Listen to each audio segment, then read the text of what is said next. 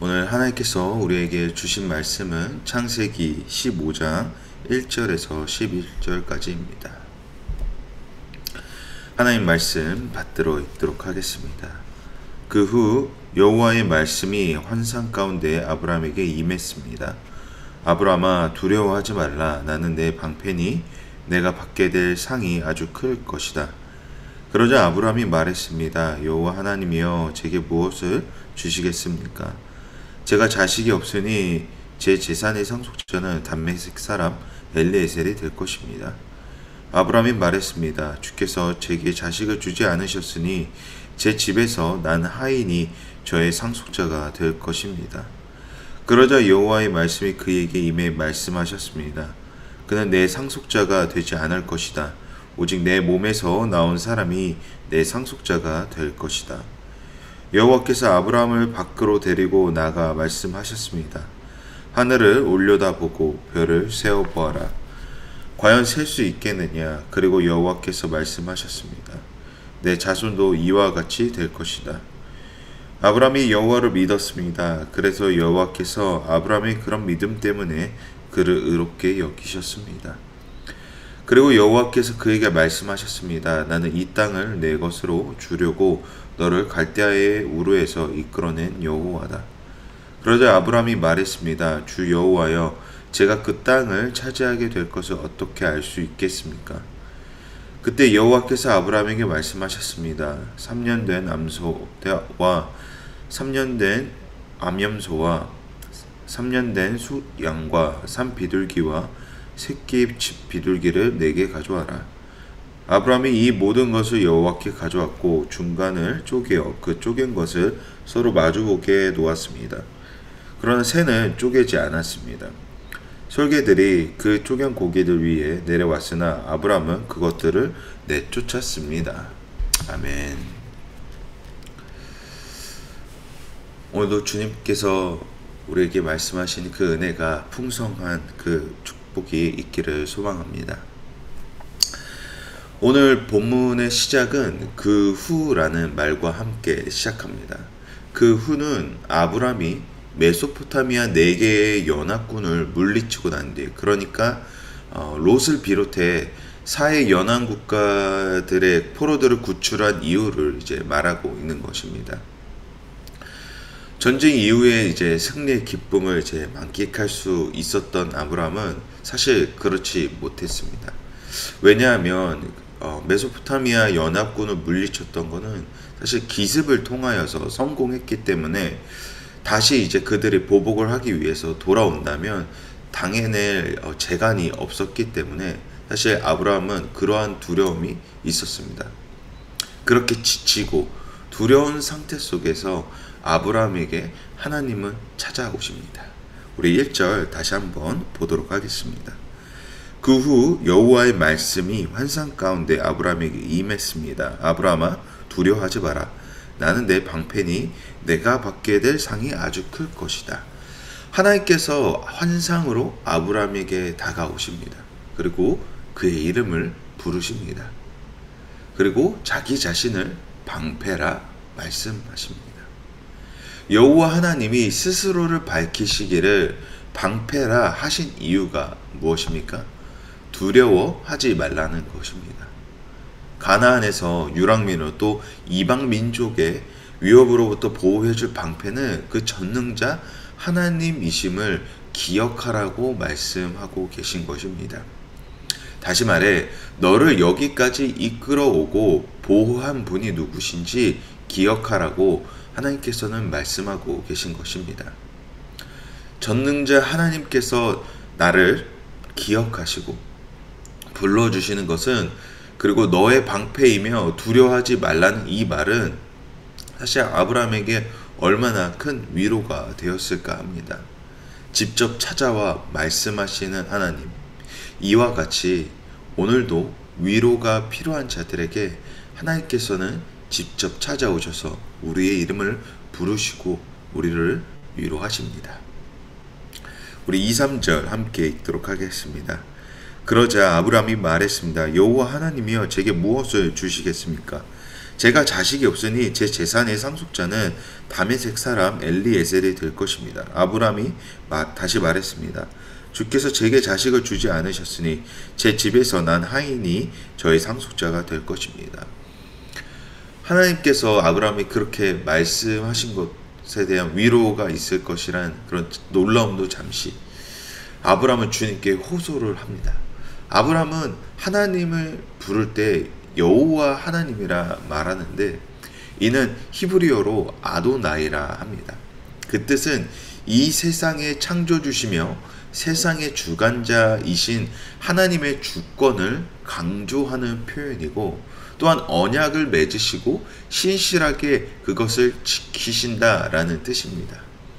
그러한 능력의 하나님이 나를 갈대 우르에서 여기까지 이끄시고 꿈과 환상을 보여주셨고 하나님의 인도하심을 믿고 따라왔지만 나는 아직 친자식조차 없음을 아브라함은 호소를 하고 있는 것이죠. 당시 유목민이나 농경민 사회에서는 많은 노동력을 요구했습니다. 또한 치안이 안 좋았던 만큼 자신을 보호하기 위해서는 자신을 지키기 위해서는 많은 가족 구성원들이 필요했습니다.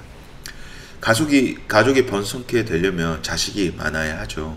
그런데 정작 종의 자식들은 태어나지만 자신의 형통을 이을 자식이 없다는 것은 아브라함을 굉장히 고독하고 외로움이 많게끔 했습니다.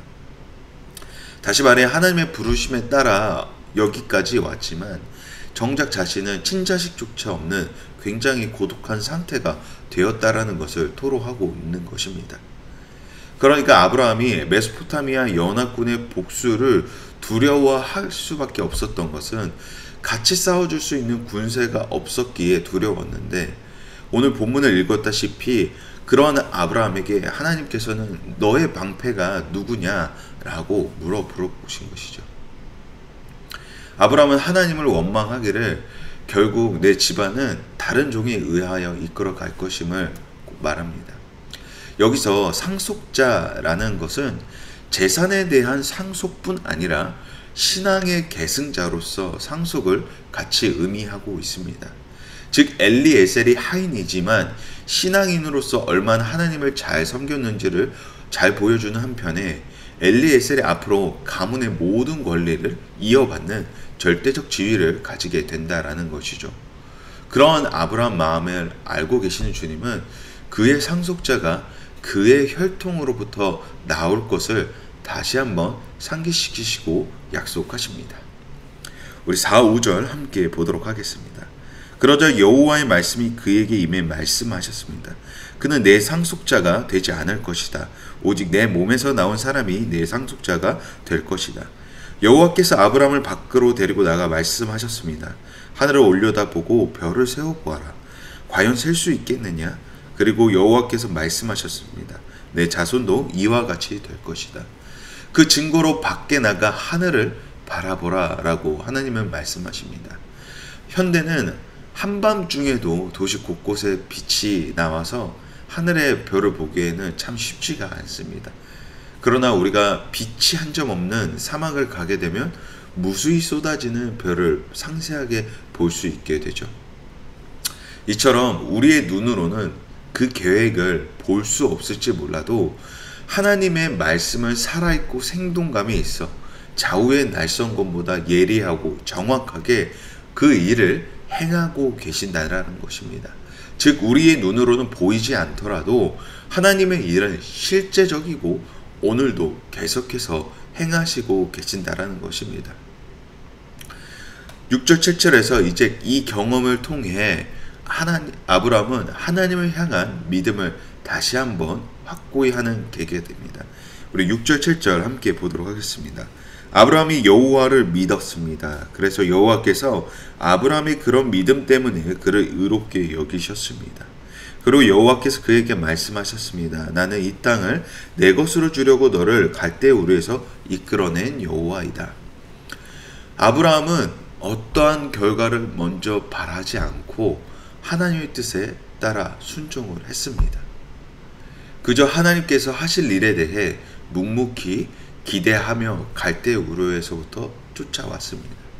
그런 믿음을 가지고 나아가는 아브라함에게 주님은 어려울 때마다 찾아오시고 확신시켜 주셨습니다.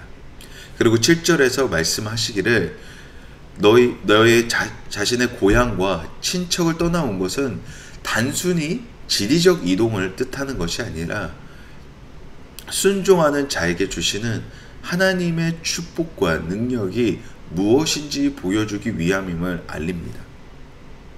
아브라함은 어떻게 보면 단순히 선택적 순종을 하였을 뿐인데 하나님은 그 이상의 것을 아브라함에게 보여주셨고 말씀하셨습니다. 언약의 하나님이 이끄시는 그 길은 아브라함이 기대하는 것보다 더 크고 위대했다라는 것입니다. 그렇습니다. 하나님의 주권적 권능 아래 우리의 인생이 정해졌다라는 것은 우리의 한계를 넘어서 일하시는 하나님의 능력을 보게 된다라는 것입니다. 그 순종의 길이 당장 내 눈에는 험난하고 작게만 보일지 몰라도 하나님께서 인도하신다는 그 아도나이 여호와께서 인도하신다는 것을 순종하며 나아간다면 오늘 본문과 같이 나의 방패 되신 주님께서 나의 걸음걸음을 인도하시고 지키시며 나를 향한 수많은 계획들을 펼쳐 나아가신다라는 것입니다. 순종의 위대함은 여호와 하나님을 바로 아는 데서부터 시작됩니다. 그렇습니다. 하나님께서 인도하시는 걸음은 우리의 생각으로 이해가 되지 않을지도 몰라도 하나님의 이끄심은 사람의 한계 가운데 있지 않으십니다. 아브라함이 생각하는 자녀는 단 한 명일지 몰라도 하나님의 번성과 축복의 약속은 하늘의 별과 같이 그 은혜의 풍성함이 넘치게 됩니다. 그것이 믿는 자가 누리는, 자녀된 자들이 누리는 기쁨일 줄 믿습니다. 계속해서 우리 8절, 9절 함께 보도록 하겠습니다. 그러자 아브라함이 말했습니다. 주 여호와여, 제가 그 땅을 차지하게 될 것을 어떻게 알 수 있겠습니까? 그때 여호와께서 아브라함에게 말씀하셨습니다. 3년 된 암소와 3년 된 암염소와 3년 된 숫양과 3비둘기 새끼 집 비둘기를 내게 가져와라. 계속해서 8절에서 아브라함의 짐은 마치 하나님을 불신하는 것처럼 보입니다. 그러나 우리가 6절에서 이미 살펴봤듯이 아브라함은 이미 전지전능하신 하나님을 믿고 있음을 확인했습니다. 다시 말해 이 질문은 무엇이냐? 하나님께서 행하신 일에 대한 구체적인 내용이 무엇인지 여쭤본 것입니다. 다시 말해서 하나님께서 행하신 일들에 대하여 또 다른 증거를 보여주십시오 라고 말하는 것이 아니라 아브라함은 하나님께서 보여주실 그 기대와 확신 가운데서 하나님께 질문했던 것이라는 것입니다. 하나님은 그런 아브라함에게 3년 된 짐승을 바칠 것을 요구하십니다. 3년이라는 시간은 짐승이 완전히 성장한 시기를 뜻합니다. 즉 그 땅을 차지하는 것은 아브라함이 완전히 성장했었을 때, 그러니까 전적으로 하나님을 믿고 신뢰하는 그때를 말합니다. 그렇게 10절과 11절에서 아브라함은 하나님께서 말씀하신 제물을 정성껏 준비합니다. 이때 제물들을 반으로 쪼개게 되는데 고대 근동 지방에서는 언약을 맺을 때에 그 표적이 되는 제물을 반으로 쪼개어 언약의 두 당사자가 지나가는 관습이 있었습니다. 즉 아브람과 언약을 통해 하나님의 말씀을 다시 한번 확장시키시는 것을 보게 됩니다. 그때 이제 솔개들이 쪼갠 제물을 강탈하고자 합니다. 아브라함이 오지 못하게 내쫓죠. 하나님은 우리가 열심으로 최선으로 순종하며 나아가고자 하는 인생 가운데에 우리를 지키시고 함께 하십니다.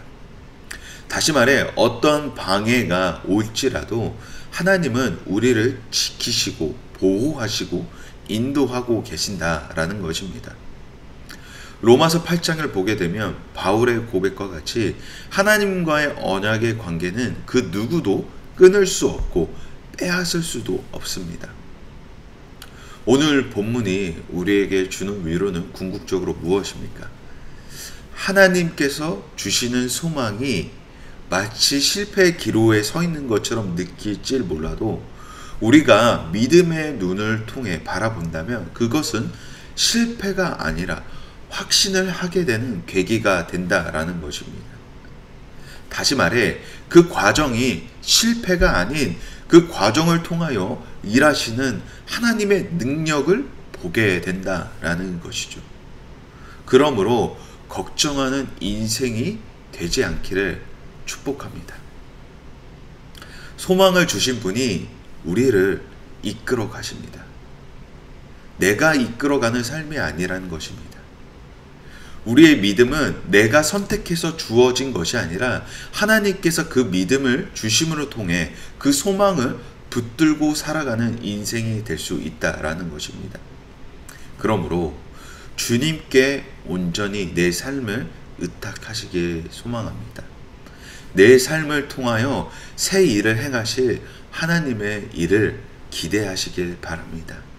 그 기대는 확신으로 변화하게 될 것입니다. 우리 함께 기도하겠습니다.